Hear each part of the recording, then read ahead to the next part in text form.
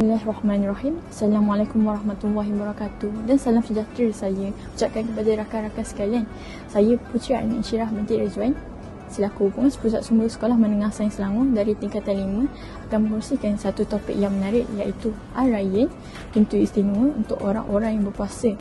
Jadi, dalam sebuah hadis, Rasulullah SAW ada menerangkan tentang keutamaan berpuasa dan kedudukan orang-orang yang berpuasa di sisi Allah Subhanahu Wa Taala. Atas keikhlasan dan kesabaran mereka dalam menjalankan ibadah dan mengawal hawa nafsu serta menahan diri dari lapar dan dahaga, Allah Subhanahu Wa Taala akan memberikan mereka keistimewaan untuk memasuki syurga melalui pintu khusus yang diberi nama Ar-Rayyan.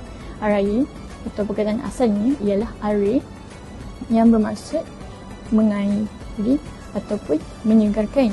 Jadi perkataan ini sesuailah untuk menunjukkan keadaan orang-orang yang berpuasa yang menahan lapar, dahaga dan mengawal hawa nafsu. Jadi saya berharap dengan perkongsian seberingkas saya ini dapat menginspirasikan rakan-rakan sekalian untuk mengejar ganjaran yang telah dijanjikan Allah di akhirat kelak. Sekian itu daripada saya. Ya, terima kasih.